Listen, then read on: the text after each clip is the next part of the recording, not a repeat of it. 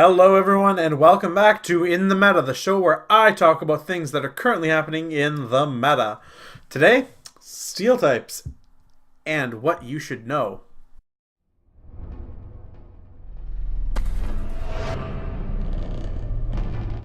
So, guys, steel type is a very interesting type, is the best way to put it. Having a massive pool of resistances to bug, dragon, fairy, flying, grass, ice, steel, rock, psychic, and normal, and immunity to poison, and only 3 real weaknesses in fighting, fire, and ground, it's very obvious to see why steel type has, for generations, proven to be one of the most prominent types within the OU metagame. Now, obviously, between Generation 5 and Generation 6, Steel type did get a nerf in which it no longer resisted Ghost and Dark, but it needed this, guys. It was too good defensively. Now, Steel type is strong against Fairy, Ice, and Rock, when it's weak against Electric, Fire, Steel, and Water, sadly. But, let's look at the stats. So, the current OU stats have the second most used Pokemon as Mega Metagross, which is one of the best, if not the best, Steel type right now. But then other prominent Steel types, we see the 7th pick as Magearna. We see Pokemon like Excadrill. We see Heatran, Ferrothorn, Celestelia, Skarmory. And all of these are in the top 20, guys. So just let that sink in for a second. That 7 of the top 20 Pokemon are Steel type. That alone should give you an indication of how good Steel is on the ladder. Diving down just a little bit further, we see some other mons such as Mega Scizor, Magnezone, and Jirachi, all still falling within that top 100 range. So, from that alone, it should be clear to anyone that the Steel type is a very prominent type within the OU metagame.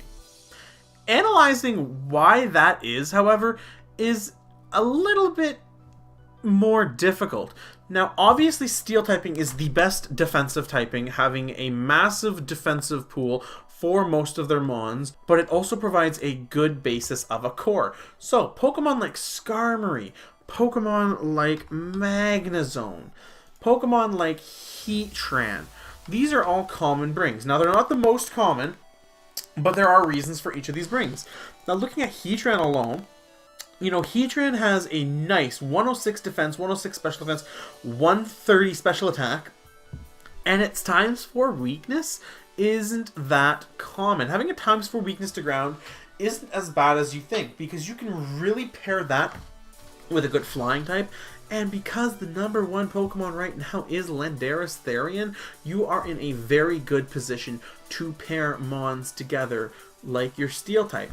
Now, that being said, you should usually have a minimum of 1 Steel type to a maximum of 3 Steel types. I've seen 3 Steel types work, however, the best number, in my opinion, is 2.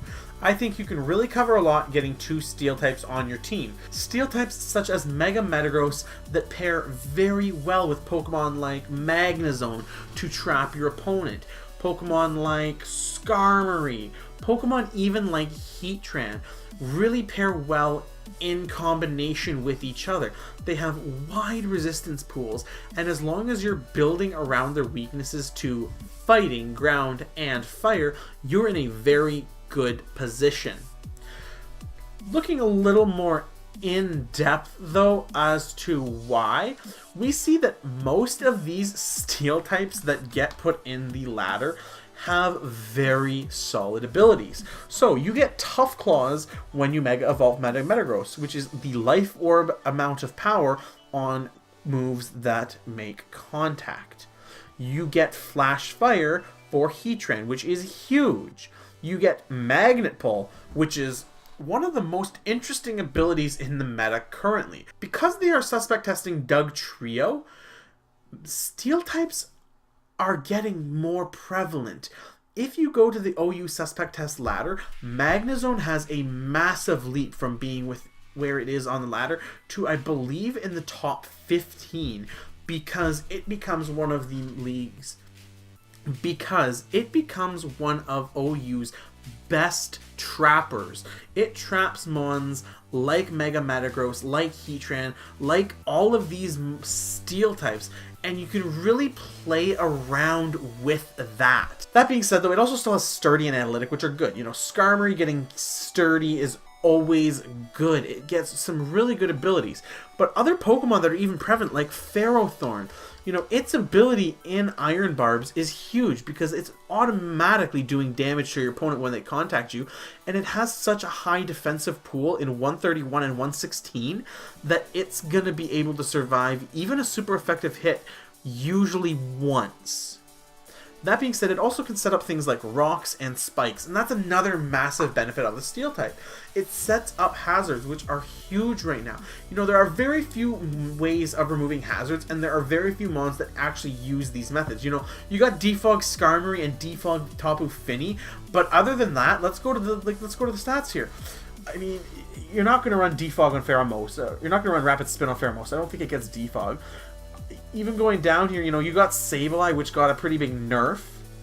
In the top 20, there's really not much I'm seeing. You know, Defog Zapdos, but Zapdos only being brought 8% of the time isn't a real viable option.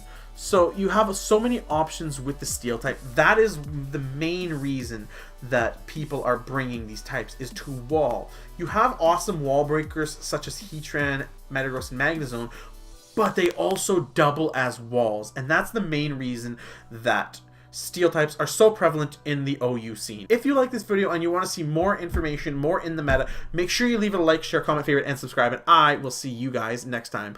Bye!